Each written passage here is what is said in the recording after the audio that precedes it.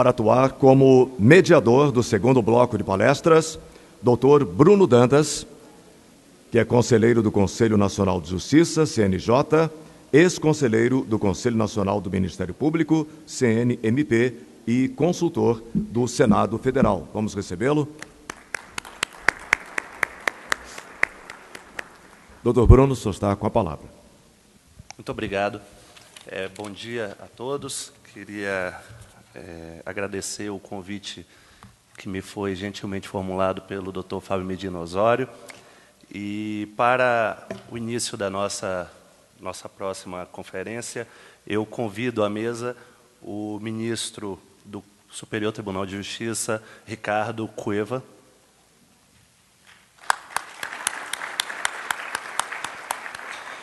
E convido também o superintendente-geral da CVM, o doutor Alexandre Pinheiro dos Santos.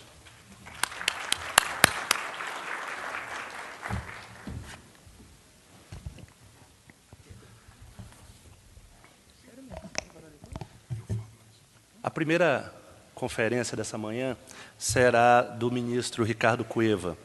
O ministro Ricardo Cueva é mestre pela Universidade de Harvard, doutor pela Universidade de Frankfurt, ministro do Superior Tribunal de Justiça, foi conselheiro do CAD, foi procurador da Fazenda Nacional e falará sobre tipicidade sancionatória do óbice à fiscalização, isonomia do tratamento dos administrados no direito administrativo sancionador.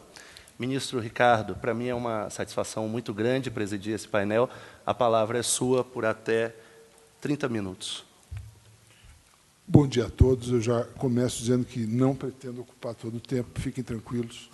Eu quero agradecer, antes de tudo, ao IED, ao professor Fábio Medina Osório, a oportunidade de, mais uma vez, estar aqui discutindo um tema tão relevante e tão caro para nós na prática do dia a dia dos entes estatais, em geral, né? E pela oportunidade de estar aqui entre amigos, entre o doutor Bruno, o doutor Alexandre, com os quais sempre temos repetidamente debatido esses temas. Nós, já há muitos anos, vimos nos encontrando para discutir a evolução do marco legal e constitucional mesmo, do direito administrativo sancionador. Todos sabemos que, antes da Constituição de 88, o chamado Estado gendarme se valia de um poder de polícia para punir determinadas condutas administrativamente com garantias mínimas e sem o devido processo legal. A Constituição de 88 consagrou o devido processo legal no sentido formal e material, e os marcos regulatórios subsequentes acabaram por moldar uma atuação do Estado bem diferente daquela que se conhecia anteriormente. Hoje, o Estado efetivamente procura atuar no campo de defesa da concorrência, né, da prevenção e na repressão do abuso do poder econômico e na regulação de determinados setores da economia, e para que ele possa desempenhar isso a contento, para que isso possa efetivamente ser posto em prática, é indispensável que haja um regime jurídico de infrações administrativas, ou seja, que aquelas condutas dos setores, dos agentes daquele determinado setor regulado tenham alguma consequência jurídica. A prática no Brasil revela que houve efetivamente uma evolução enorme. O direito sancionador conheceu uma elaboração doutrinária e jurisprudencial extraordinária. Hoje já é lugar comum reconhecer que as garantias constitucionais são todas aplicáveis em caráter substantivo, e os tribunais superiores têm efetivamente se valido das lições da doutrina, sobretudo espanhola, em grande parte trazida pelo Dr. Fábio Medina Osório num aporte original, e que tem outros seguidores no Brasil. E no campo da tipicidade, que é o tema do qual eu fui incumbido de falar, isso não podia ser diferente. A tipicidade é todos sabem, é um lugar comum, a pedra de toque do direito punitivo, né? Ela que permite delimitar o justo do injusto e dar um mínimo de previsibilidade à conduta humana dos agentes econômicos ou das pessoas humanas sobre o que fazer. Ela tem uma dimensão, uma relação óbvia com o princípio da legalidade, com o princípio da causalidade, e ela tem também uma relação bastante clara com o princípio da isonomia, que é o tema aqui traçado. É claro que se determinados agentes forem punidos em detrimento de outrem, ou se forem punidos em demasia, sem nenhuma medida, isso necessariamente afetará o desempenho econômico de todos aqueles que atuam em determinado setor da economia. Mas me parece que esses são truísmos e que seria interessante avançarmos para uma discussão que me parece que já é tempo que se trave no Brasil de maneira bastante mais consequente do que hoje.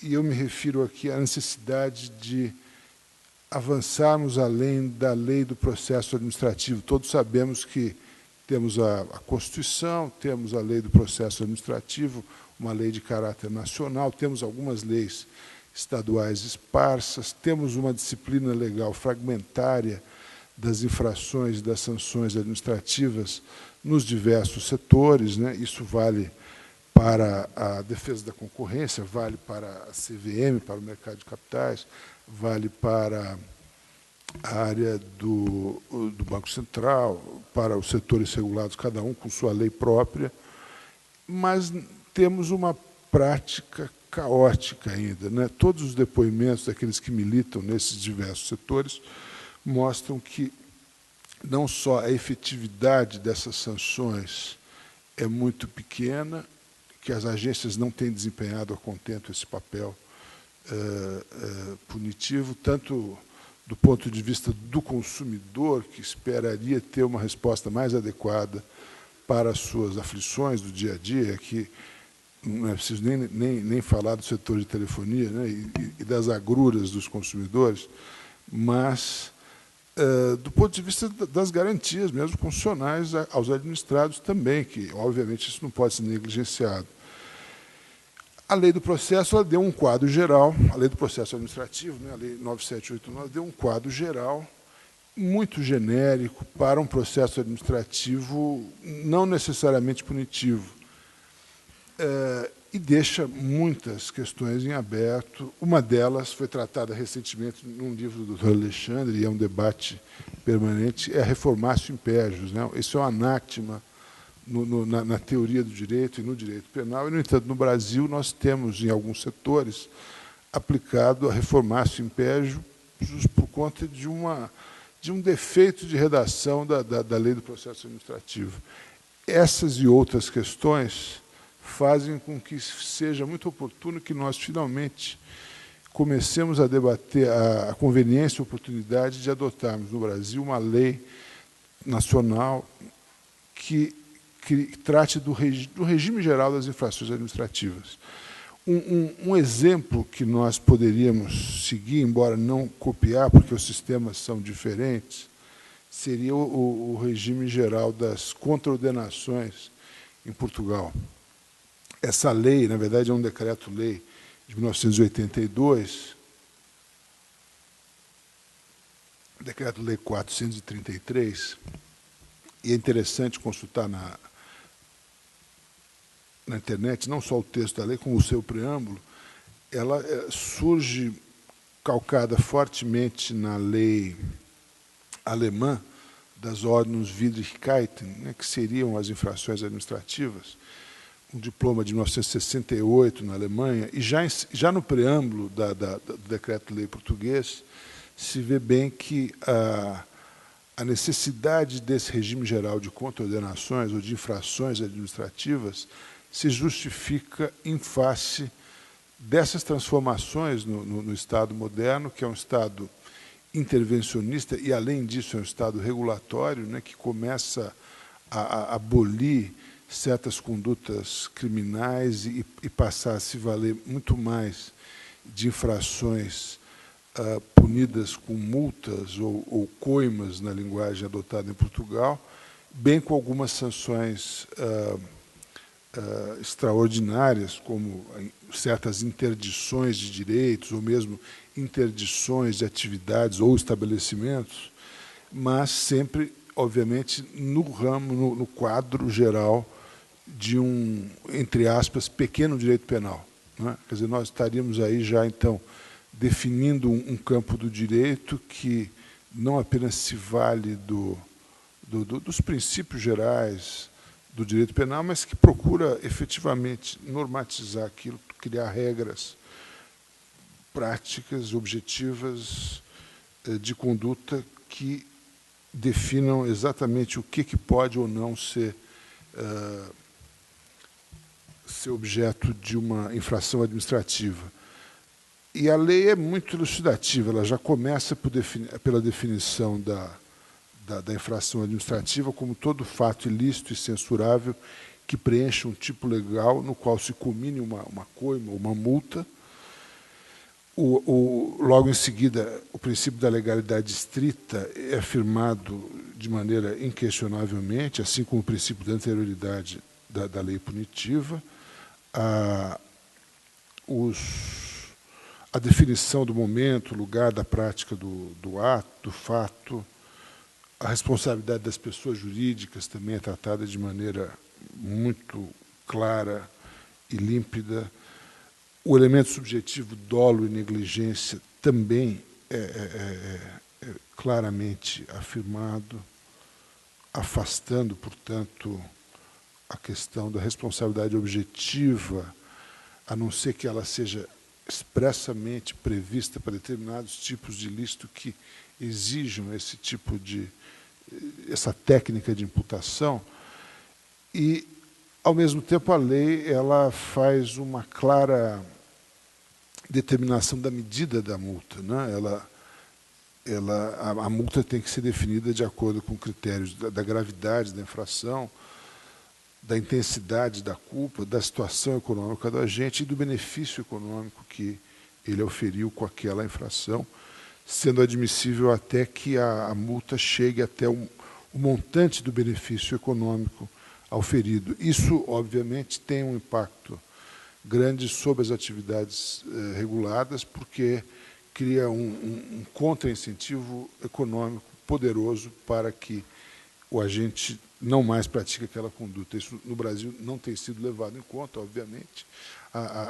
As sanções aplicadas, ou elas são ínfimas e não são cobradas, não são escritas em dívida ativa ou executadas, ou elas são fora de qualquer parâmetro de razoabilidade e deixam também, aí escapam completamente do que seria razoável admitir e nunca são executadas, mas pairam com uma espada sobre alguns agentes econômicos.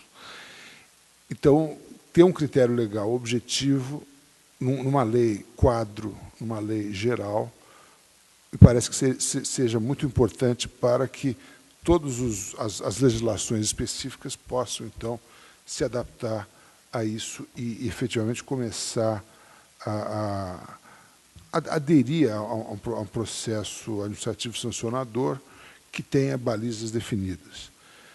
Do mesmo modo, uma definição de sanções acessórias, como essas interdições de direito a que me referia, e como até mesmo o fechamento de estabelecimentos ou fábricas ou questões, pode ser uma questão muito interessante.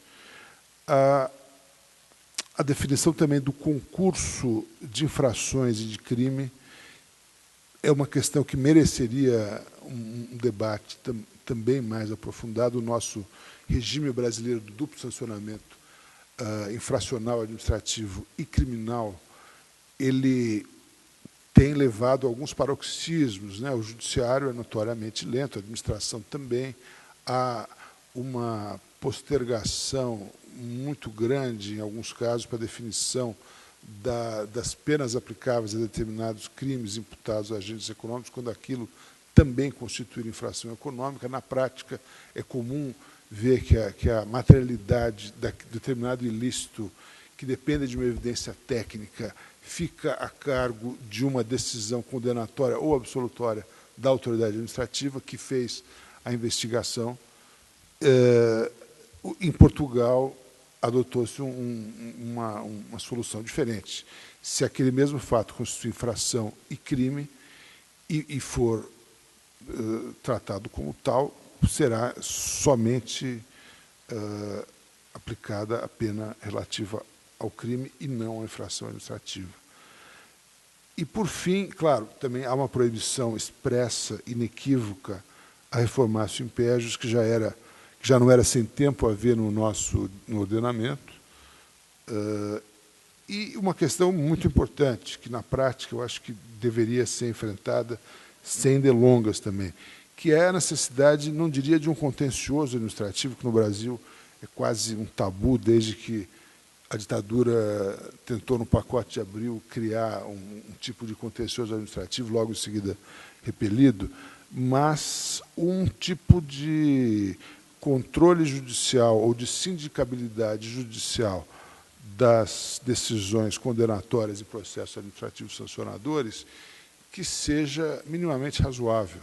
No Brasil, na verdade, nós temos um longo processo administrativo sancionador, normalmente dotado também de um recurso ou mais de um recurso administrativo, e um controle judicial que começa do zero, começa no primeiro grau, segundo grau, e frequentemente o STJ é chamado de terceiro grau indevidamente, quando a questão não vai parar no Supremo. Então, nós temos aí delongas intermináveis, situações que historicamente são até difíceis de entender, num país que mudou de contexto, teve 6 moedas em 20 anos.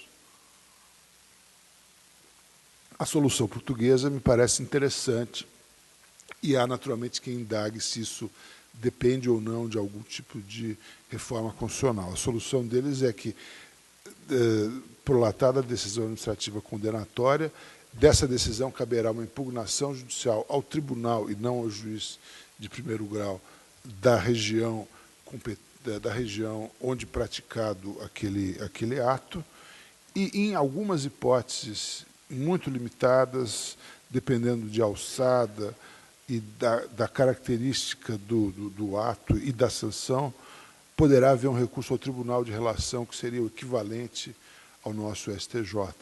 Então, é uma situação interessante em que há controle judicial, há sindicabilidade plena do ato administrativo, mas isso é feito dentro de determinados limites de razoabilidade. Essa é uma questão que sempre se põe no Brasil, no CAD, por exemplo, onde atuei por 4 anos, que depende de uma análise complexa e técnica do ilícito concorrencial, e muitas vezes isso recomeça do zero, com perícias e exames longos perante o juiz de primeiro grau. Será que não convém, finalmente, propormos uma minuta de lei que trate de todos esses temas?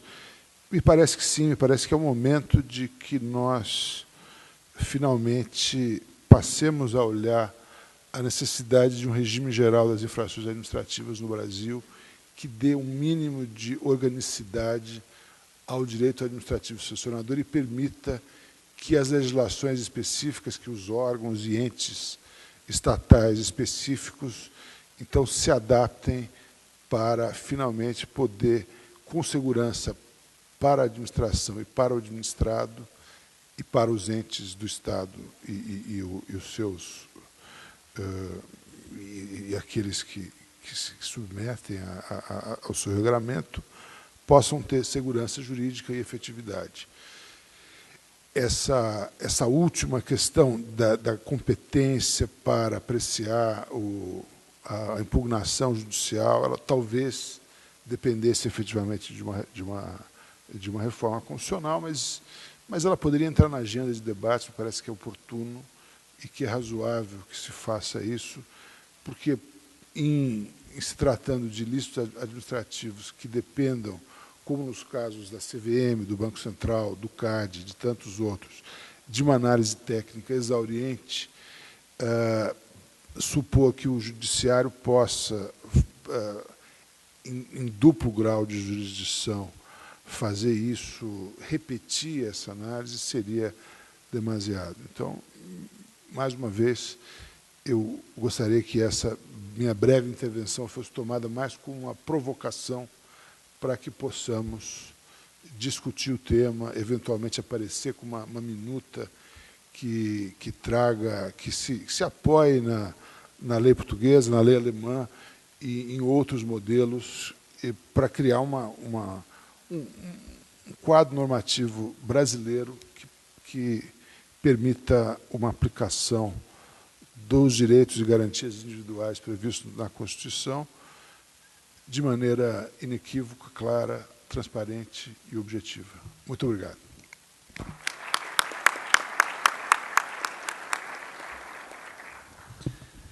Eu cumprimento a brilhante exposição do ministro Ricardo Cueva, que vem se notabilizando no Superior Tribunal de Justiça como um magistrado preocupado com as consequências econômicas das decisões que o Poder Judiciário adota.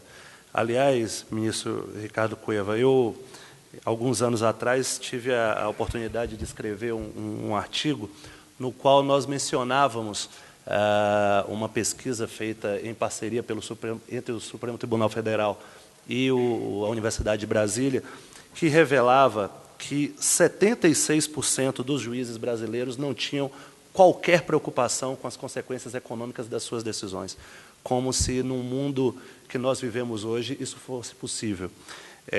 A pesquisa a que foram submetidos os magistrados, consultável, isso foi em 2005, portanto, já tem algum tempo, certamente esse amadurecimento da nossa magistratura vem sendo numa linha crescente, mas foi apresentada aos magistrados a seguinte afirmação: as decisões judiciais devem ser orientadas pelas consequências econômicas que delas decorram, e aí, portanto, 76,3% dos juízes entrevistados discordaram frontalmente.